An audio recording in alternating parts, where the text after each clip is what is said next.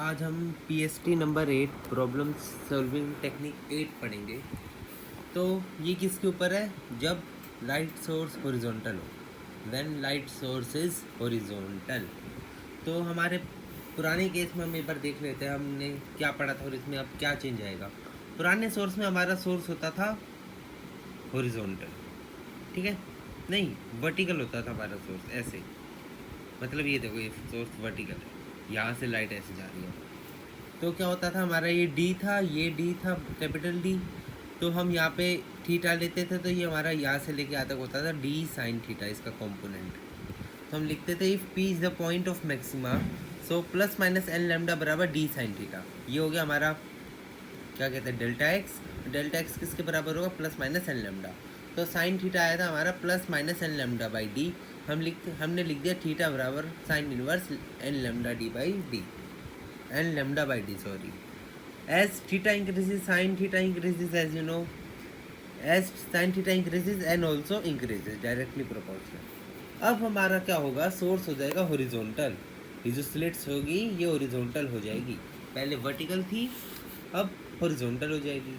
अब हॉरिजॉन्टल हो जाएगी और ये स्क्रीन है हमारी, ये पॉइंट हमने मान लिया P, लिख देते हैं P, ठीक है। तो ये एंगल थीटा, यहाँ से लाइट गई, यहाँ से लाइट गई। तो अब क्या होगा, इसका थीटा का ये वाला कंपोनेंट होगा डी कोस थीटा, ये होगा डी साइन थीटा। तो अब हमारी जो हो जाएगा पार्ट डिफरेंस, वो हो जाएगा हमारा डी कोस थीटा का। हमारा स्लिट हॉरिजॉन्टल करने की वजह से हमारा path difference d sign theta से डी कोस थीटा बदल गया, डेल्टा एक्स बराबर डी कोस थीटा। अब मान लेते हैं this point P is a point of maxima, then n lambda बराबर d cos theta. Cos theta बराबर एन लैम्डा बाई डी, जैसे कि यहाँ पे साइन थीटा होता था या कोस थीटा हो गया। तो थीटा बराबर cos inverse n lambda by d. अब देखो थीटा बढ़ेगा तो कोस थीटा घटेगा, cos theta is decreasing function. Sine theta की वैल्यू बढ़ने पे कोस थीटा की वैल्यू कम होती है, साइन के साथ उल्टा होता है। साइन कोस की टेबल देखी होगी तो पता चलेगा, 0 से 90 जाते हैं साइन बढ़ता है और 0 से 90 जाते हैं कोस घटता है। तो as cos theta decreases n also decreases, दिख रहा है हमें। तो ऑर्डर एन डिक्रीज मतलब ऑर्डर ऑफ फ्रिंज डिक्रीज, मतलब जो फ्रिंज का ऑर्डर होगा वो कम हो जाएगा। यहाँ पे ज़्यादा ऑर्डर के बन रहे हैं या कम ऑर्डर के बनेंगे।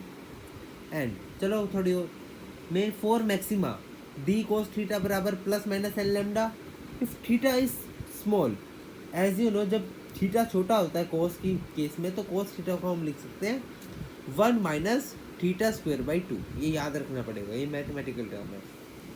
तो d की जगह हमने कोस थीटा, जब एंगल छोटा तो ये रख दिया, d into 1 minus theta square by 2 बराबर प्लस माइनस एन लैम्डा। ये हमारी फर्स्ट इक्वेशन। एक सेकेंड, हाँ, और as you know tan theta बराबर y d by d plus d, ये देखो y d by d plus d. And हमें पता है यहाँ पे d बहुत छोटा होता है इसके कंपैरिजन में, फिगर में मान लो नहीं दिख रहा, but d is very very very small in comparable to d। तो हम यहाँ पे नेगलेक्ट कर सकते हैं, as we know d is very bigger than small d। तो tan थीटा हो गया हमारा y बाई डी, इक्वेशन 1 में पुट कर दो, ठीक है, 1 थीटा की जगह रख दो, तो d into 1 minus y square by 2d। ओहो सॉरी, मैंने यहाँ लिखना भूल गया। थीटा जब स्मॉल हो तो nearly equal to tan theta and it is nearly equal to y by d. तो यहाँ पे थीटा की जगह लिख दिया हमने वाई बाई डी, तो थीटा स्क्वायर बाई 2 की जगह आएगा y square upon 2d square इन d into 1 minus y square upon 2d square बराबर प्लस माइनस एन लैम्डा। अब 2 मिनट को,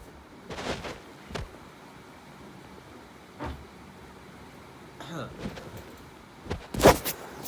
ठीक है, थीटा की जगह आ गया d into 1 minus y square upon 2d square बराबर plus minus n lambda. d को वापस दो, तो 1 minus y square upon 2d square आ गया plus minus n lambda by d। अगर मैं इसे यहाँ ले जाऊँ और इसे यहाँ ले आओ तो ये प्लस माइनस का माइनस प्लस आ जाएगा बराबर वाई अपॉन 2d स्क्वायर। तो यहाँ से y की वैल्यू आ गई अंडर रूट में 2d square into 1 minus plus lambda d n lambda upon d. इस y को हम यहाँ पे कहेंगे radius of nth bright fringe, because हम मैक्सिमा की बात कर रहे हैं, तो ये होगा radius of nth bright fringe. बात समझ में आई? आओ एक जेई एडवांस 2017 का क्वेश्चन करा जाए। क्वेश्चन करा जाए जेई एडवांस 2017 का।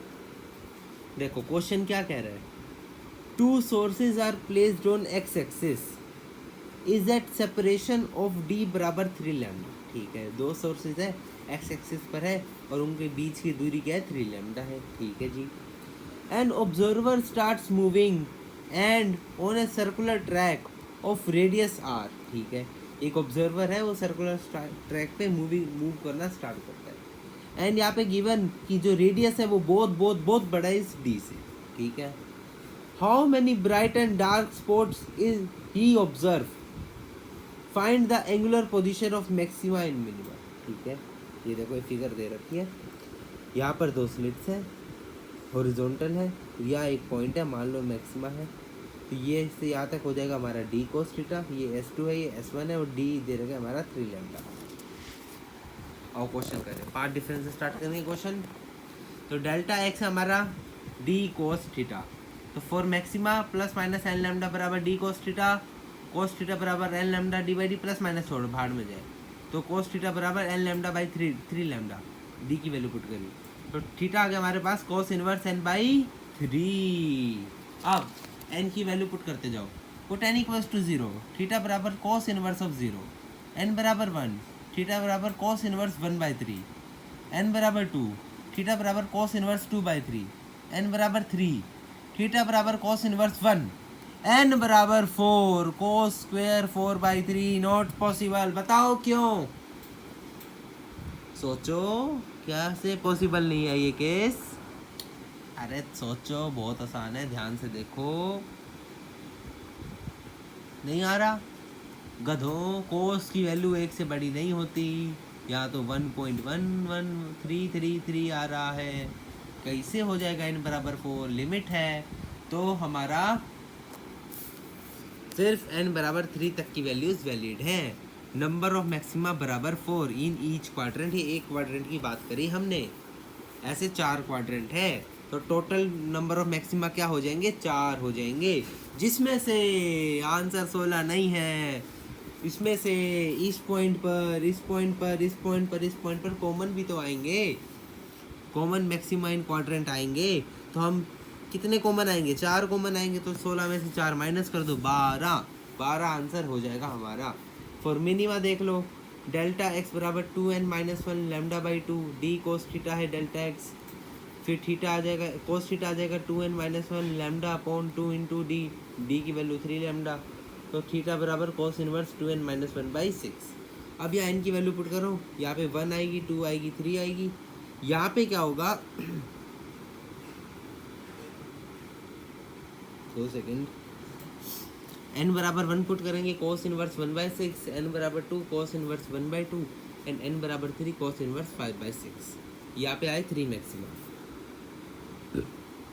तो टोटल नंबर ऑफ मिनिमा क्या हो गए, एक क्वाड्रेंट में 3, तो 4 में 12।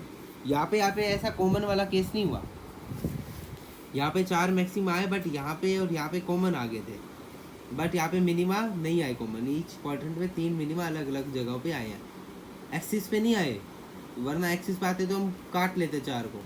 ठीक है,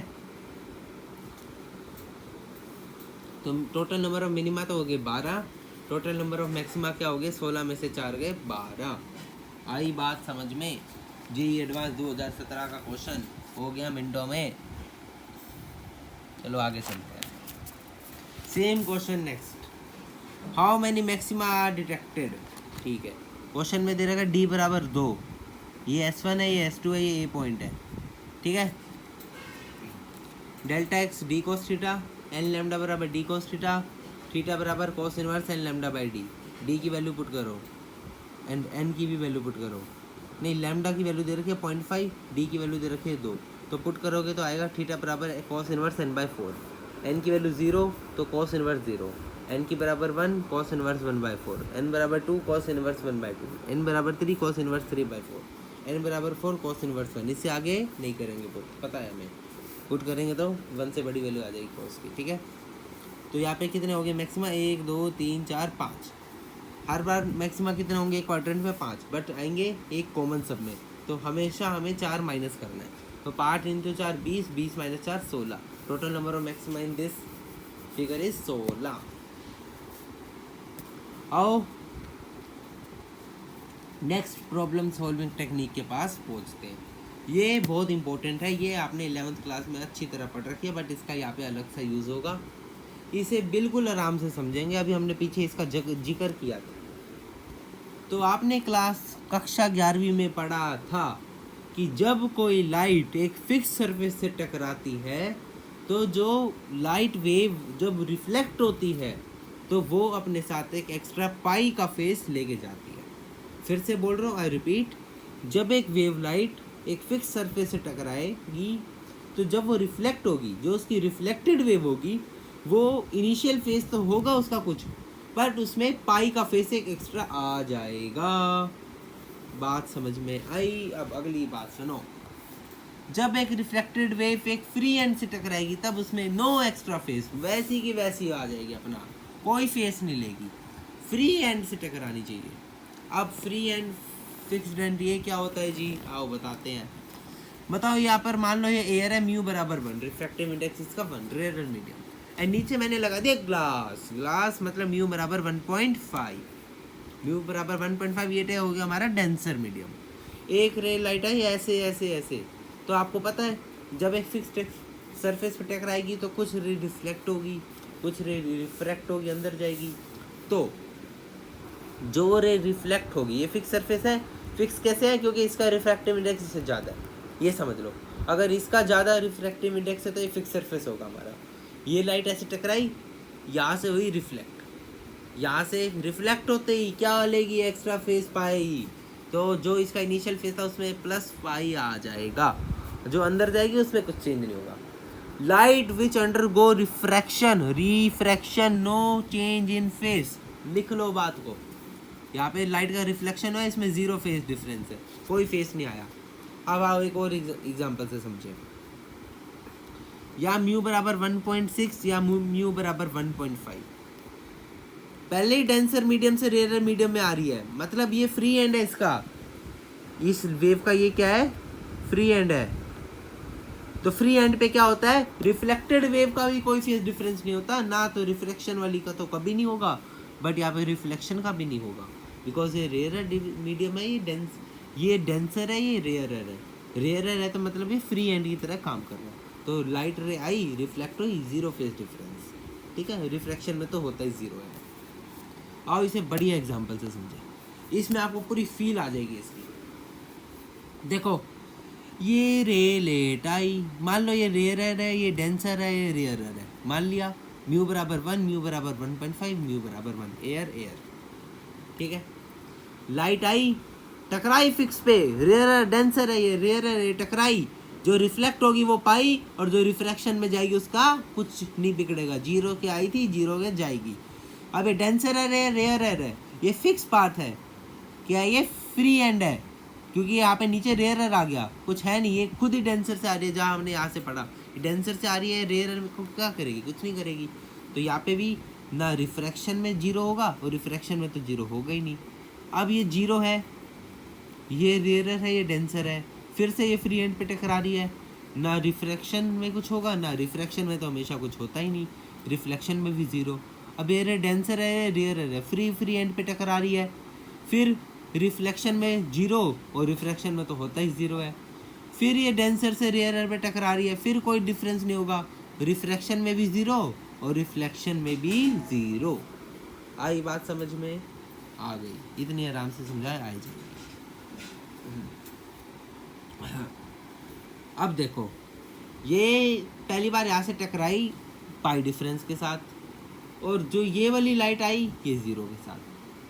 आपको पता है जब एक फेस डिफरेंस वाली पाई है, एक 0 है, क्या फेस डिफरेंस है? पाई है, तो ये क्या करेंगे? डिस्ट्रक्टिव इंटरफेरेंस करेंगे। अब आगे हमारा टॉपिक पे बात, डिस्ट्रक्टिव इंटरफेरेंस करेंगे, मतलब डेल्टा एक्स क्या हो जाएगा? 2n-1 into lambda by 2। Diffractive index का डेल्टा एक्स क्या होता है? 2n-1 into lambda by 2।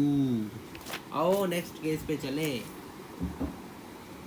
देखो, अब यहाँ रेयर है, फिर ये डेंसर है, उसके नीचे और डेंसर है, इससे भी डेंसर है। आओ अब देखो क्या करें। ये रे लेट आई 0 के साथ, फिक्स पे टकराई, ये रेयर है डेंसर है तो फिक्स पे टकराई है, तो रिफ्लेक्ट होके पाई के साथ जाएगी एक्स्ट्रा फेस। रिफ्रैक्शन में तो फेस ज़ीरो होता है, ठीक है। अब यहाँ से फिर फिक्स एंड पे टकराई, क्योंकि ये इस मीडियम के रिस्पेक्ट में ये रेयरर है, ये डेंसर है, तो ये डेंसर है तो ये फिक्स पाथ है, तो फिक्स पाथ पे रिफ्रैक्टेड वे कौन सा फेस लेगी, पाई लेगी, और रिफ्लेक्शन में तो ज़ीरो रहेगी। अब ये पाई फेस के साथ जा रही है, अब ये फ्री एंड पे टकरा रही है, because now this is denser, this is rarer, तो ये फ्री एंड पे टकरा रही है, तो जिस फेस के साथ आई थी उस फेस के साथ जाएगी और उसी फेस के साथ रिफ्लेक्ट होगी। तो अब यहाँ पे देखो, ये पाई है, ये पाई है, ये इंटरफेयर करेंगे तो डेल्टा फाई क्या आ जाएगा, 2 पाई। 2 पाई आएगा तो हमारा क्या होगा, कंस्ट्रक्टिव इंटरफेरेंस। म्यू कंस्ट्रक्टिव इंटरफेरेंस क्या होगा, तो हमारा डेल्टा एक्स मतलब पार्ट डिफरेंस क्या होगा, plus minus n lambda, plus minus n lambda, ठीक है। अब मैंने आपको एक स्मार्ट ट्रिक बता दी, अभी ये भी सुन लो। थिन फिल्म इंटरफेरेंस सुना था, ये तो मैंने रे मोड़ दी।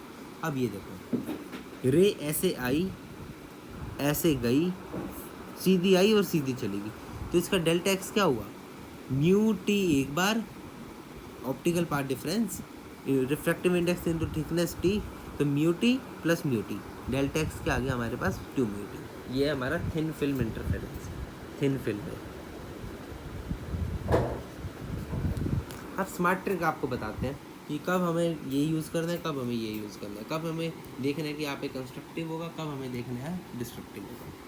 ये आपकी कोई भी फिल्म है, ऊपर तो रेयरर ही रहेगा, ये आपकी कोई फिल्म है, अगर इसके नीचे रेयरर मीडियम है, अगर इसके नीचे रेयरर मीडियम है तो आपका डिस्ट्रक्टिव होगा और आप लोगे डेल्टा एक्स बराबर 2n-1 लेमडा बाय 2, जैसे हमने इसमें देखा था। नीचे एयर थी, रेयरर थी, ये डेंसर था, ये एयर थी, नीचे भी डेंसर आ गया लाइक दिस, यहाँ पे म्यू बराबर 1.8 हो गया, तो यहाँ पे हमारा क्या हो जाएगा, कंस्ट्रक्टिव इंटरफेरेंस बनेगी जब हम लेंगे डेल्टा एक्स बराबर प्लस माइनस एन लेमडा, ठीक है। नेक्स्ट फेज में इसके क्वेश्चंस करेंगे अच्छे अच्छे। आज के लिए इतना ही, ओके बाय बाय।